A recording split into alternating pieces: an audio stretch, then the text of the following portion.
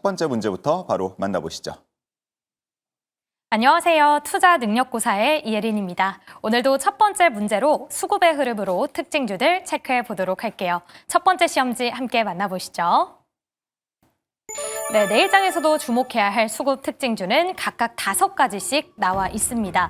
우선 오늘 양시장 모두 빨간불을 켰지만 투자자가 이 상승을 체감하긴 다소 아쉬웠던 시장인데요. 그 안에서 외국인의 경우에는 코스피와 코스닥 모두 다 막았지만 기관의 경우 모두 등을 돌리고 있습니다. 어떤 종목을 각각 매수했고 매도했을지 차례대로 체크해 보도록 할게요. 먼저 기관의 순매도 종목입니다.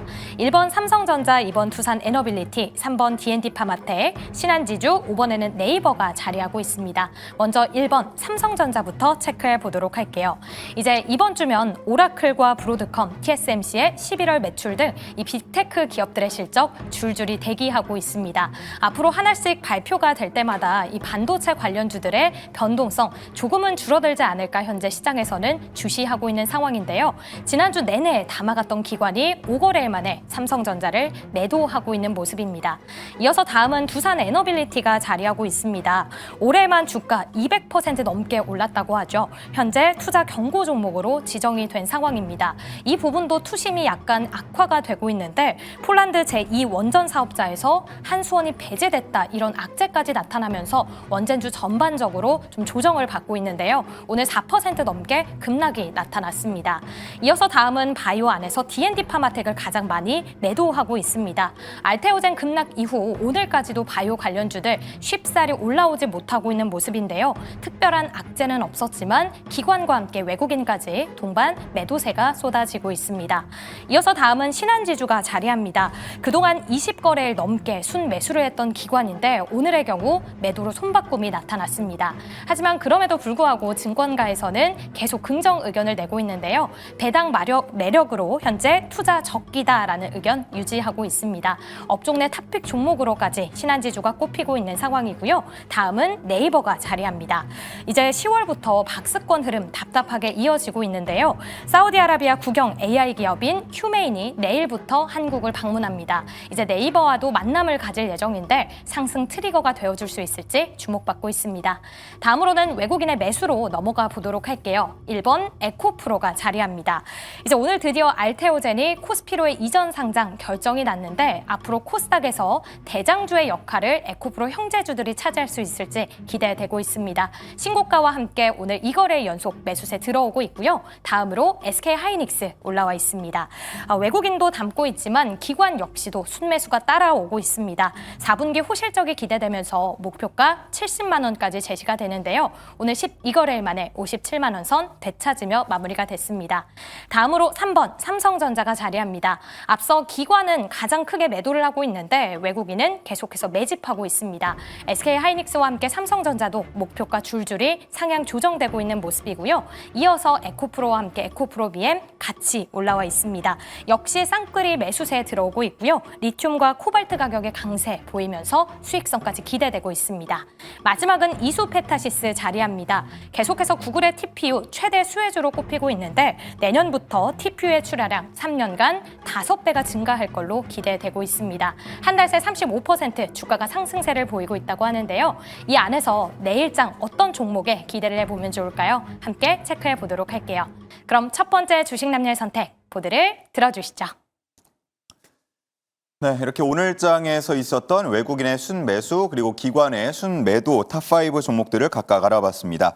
여러 가지 종목명이 있었는데 과연 두 분께서는 어떤 쪽으로 주목하고 계신지 그 답변을 확인해 보도록 하겠습니다. 자, 네이버 적어주셨고요. 그리고 두산에너빌리티를 적어주셨습니다. 삼성전자도 있었고 SK하이닉스도 있었고 에코프로 그룹주도 있었는데 두 분께서 주목한 건 그쪽이 아니었습니다. 자, 네이버부터 한번 살펴볼게요. 최근에 두나무 합병 이슈를 두고 이제 그 이후에 주가 움직임이 어떻게 나타날까 상당히 관심을 모았는데 아직은 조금 더 눈치를 보고 있는 것 같아요. 네, 맞습니다. 오히려 재료 소멸로 인해서 좀 변동성이 나와준 모습이긴 했는데 저는 지금부터 이제 시작이라고 생각을 하고 있고요. 뭐 요즘에 또 업비트와 관련해서 해킹 문제가 좀 불거지고 있는 상황이잖아요. 예. 근데 다행히도 회사 자산으로 해결을 했다라고 하고 뭐 단기적으로 재무적으로 영향을 미치기는 하겠지만 어쨌든 뭐 회사의 신뢰도에 대한 부분들은 조금 방어를 했다라고 생각을 하고 있어요. 그리고 향후에 네이버와 합병을 통해서 보안과 관련된 부분들을 더 강화해 나간다면은 오히려 시너지 효과로 인해서 더 극대화되지 않을까라고 판단을 하고 있는데 무엇보다도 저는 우리나라 같은 경우는 다른 뭐 미국이라던가 그런 국가들에 비해서 블록체인이나 코인 기술에 대해서 좀 떨어지는 편이고 아직까지 제도화가 되지는 않았잖아요. 근데 우리나라 대표 기업인 네이버와 두나무의 합병을 통해서 향후에 이제 제도화 움직임이 더 빠르게 나타날 가능성이 높다라고 생각을 하고 있고 특히 업비트의 경우에는 달러 스테이블 코인 관련해서 유통 1위 기업입니다. 국내에서 유통 1위 기업인데 그런 만큼 네이버 합병 이후에 뭐 쇼핑이라던가 부동산 주식과 관련해서도 스테이블 코인을 활용을 함에 따라서 사업을 더 확장해 나가지 않을까라는 기대가 더 크다라고 말씀을 드리고 싶습니다. 그리고 이번에 쿠팡과 관련해서 개인정보 유출 사태가 있었잖아요. 예. 그러면서 쿠팡 이용자 수가 굉장히 많이 이탈을 하는 상황인데 오히려 반사이익으로 네이버 플러스 스토어가 이용자 수가 증가를 하고 있습니다. 예, 예. 그래서 DAU가 36% 급증을 했고요. 반사이익을 직접적으로 이제 반영이 되고 있는 상황인데 그동안에 사실 쿠팡 그 로켓 배송에 비해서 배송에 대한 거는 조금은 아쉬운 부분들이 있었지만 아무래도 멤버십도 쿠팡보다 저렴하기도 하고요. 그리고 신선식품 같은 경우에는 컬리랑 제휴를 맺고 있기 때문에 뭐 그런 부분들도 긍정적인 평가들이 많이 나오고 있습니다. 그래서 이게 뭐 단기적으로 반영이 될지 장기간 이어질지는 더 지켜봐야 되겠지만 단기적으로 봤을 때는 실적에 충분히 반영이 되면서 개선된 흐름 나와줄 거다 생각하고 있고요. 사실 네이버라는 기업 자체가 사업들이 굉장히 다양하잖아요. 근데 그 사업들을 다 잘하고 있습니다. 그런데 뭐 특출나게 뭘 더 잘한다라는 부분들이 없기 때문에 매력도가 떨어진다는 얘기들이 많이 있었는데 저는 오히려 다 잘하는 만큼 향후에 이제 슈퍼 플랫폼으로서 더 성장할 수 있는 기반들이 많이 마련됐다라고 생각을 하거든요. 네이버 웹툰 같은 경우에도 우리나라 웹툰에 있어서 굉장히 우위에 있는 상황이고 그리고 네이버라는 사이트도 검색 사이트로서 우리나라 1위를 지켜주고 있는 상황입니다. 그리고 이번에 두나무와의 합병을 통해서도 코인 쪽도 사업을 확장을 해 나가고 있는 만큼 저는 전반적으로 더 기대감이 크다라고 말씀드리고 싶거든요. 단기적으로 보나 장기적으로 보나 지금 관점에서 변동성이 나와주는 걸로 봤을 때 오히려 매수의 관점으로 접근해 보는 게 어떨까 이렇게 생각을 하고 있습니다. 차트 보면서 가격 전략 말씀을 드리고 싶은데요. 오늘 같은 경우에 약보합권에서 마감을 했고요.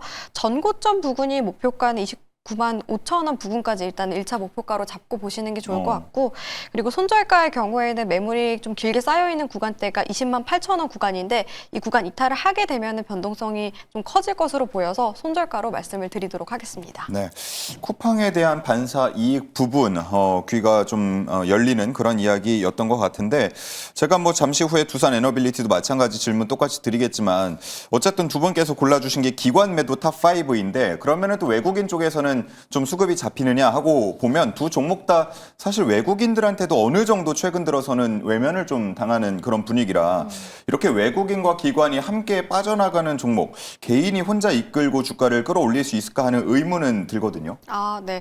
아무래도 외국인 매도세가 나타난 거는 두나무 합병 이후에 재료 소멸로 인해서 좀 이탈하는 흐름이 나와주지 않았나라고 생각을 하고 있습니다. 그런데 앞서 말씀드렸던 것처럼 저는 오히려 이 합병과 관련된 시너지는 지금부터다라고 생각이 들어서 이게 단기간 이탈이지 장기간 이어질 거라고는 생각하지 않거든요. 그래서 개인 투자자분들이 좀 불안해하신다라고 한다면 너무 불안해하지 말고 오히려 좀 시너지가 나오는 부분들, 긍정적인 내용들이 나올 때마다 좀 다시 수급들이 붙어주지 않을까 이렇게 말씀을 드리고 싶습니다. 네, 어쨌든 외국인과 기관의 순 매도 속에서도 24만 원대, 25만 원 정도 수준을 지키고 있는 만큼 이제 돌아온다면 더 주가는 치고 올라갈 수 있다 이렇게 전망을 하시는 거고요. 자, 두산 에너빌리티로 한번 넘어가 보도록 하겠습니다.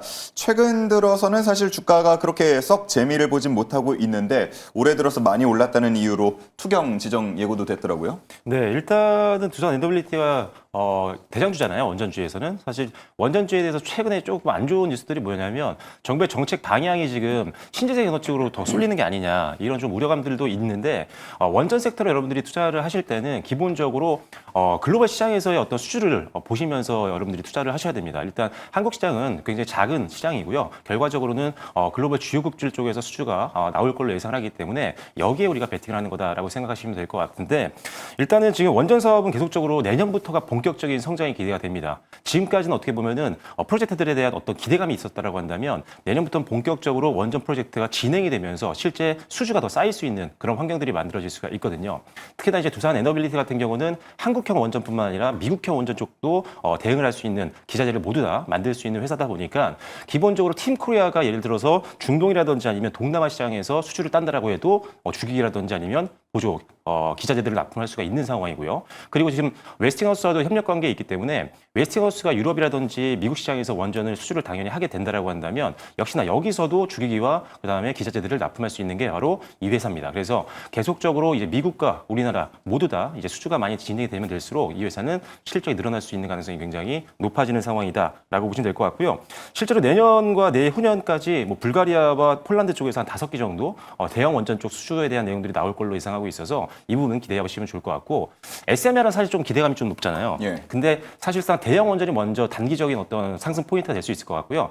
미래 성장 사업으로는 SMR이 이제 함께 도움이 될 수 있다 이렇게 보실 수 있는데 SMR 같은 경우도 사실 미국의 주요 파트너사죠. 뉴스케일 파워라든지 아니면은 엑스에너지와 이미 협력 관계에 있는 상황이기 때문에 내년부터 이제 기자재에 대한 어떤 수출 소식이 들릴 가능성이 굉장히 높습니다. 그래서 실질적으로 협력 관계에 있기 때문에 낙수 효과는 더 클 수 있다라고 보시면 될 것 같고요. 그리고 가스터빈을 세계에서 5번째로 이제 개발을 했었는데 이게 데이터 센터에서 자가 발전을 할 때 필요한 그런 장비라고 보시면 될 것 같아요. 그래서 지금 계속적으로 미국 같은 경우도 올해 2건 수출을 했죠. 그래서 앞으로 내년에도 역시나 이 가스터빈 수출을 기반으로 해서 실적도 굉장히 좋아질 수 있다라고 보시면 될 것 같습니다. 거기에 맞춰서 캐파 증설도 하고 있으니까요. 외형도 성장할 수 있는 가능성이 높고요. 실적 같은 경우는 내년에 역대 최고 영업이익과 매출액도 기대가 되는 만큼 일단 주가는 충분히 고점 뚫고 올라갈 수 있다는 판단이어서 일단 저는 고점보다 좀 더 위로 보겠습니다. 목표가는 10만 원 정도로 보시면 좋을 것 같고요. 손절 라인 같은 경우는 조금 하단 부분에 6만 9천 원 정도 선으로 한번 보시면 좋겠다. 121선 구간이니까요. 이 부분을 손절가로 보시면 좋겠습니다. 네, 좋습니다. 원전의 주주가 아닌 분들이 봤을 때는 뭐 그런 얘기도 할 수 있을 것 같아요. 이거 봐라, 뭐 투경 지정될 정도로 올해 이미 많이 올랐지 않느냐. 최근에 뭐 조금 쉬어가는 거 가지고 왜 이렇게 앓는 소리 하느냐. 이렇게 말할 수도 있을 것 같은데 사실 주주들이 봤을 때는 최근의 흐름들이 좀 아쉽게 느껴질 수도 있을 것 같고 그리고 앞서서 말씀을 드린 대로 그리고 기관에서 약간의 순매도가 이어지는 흐름들이 있어서 네. 투자 매력도가 좀 떨어졌나 하는 의혹도 들고 있는 것 같거든요. 어떻습니까? 일단은 이 회사 같은 경우가 급등한 이후에 계속적으로 61선에서는 잘 지지를 해주고 있는 모습들이 나오고 있거든요. 그래서 일단 기술적으로는 역시나 이 61선이 무너지지 않은 상황이기 때문에 여기서 반등이 나올 때는 항상 기술적으로 매수 타이밍이라고 좀 보시면 될 것 같고요. 최근에 사실 공매도 비중이 좀 높았습니다. 하지만 최근 들어서 특히나 오늘 같은 경우 지수가 빠졌음에도 불구하고 오히려 공매도 비중이 확 줄어드는 모습들이 나왔거든요. 지금 현재 공매도 비중을 보시면은 4%대 정도 유지하고 있습니다. 기존에는 두 자릿수였는데 이제 4%대로 내려오면서 하방 압력도 조금씩 줄어들고 있는 상황이니까요. 지금 가격대라면 반등 보시면서 분할 매수 관점에서 접근도 가능하겠다라고 보시면 될 것 같습니다. 네, 좋습니다.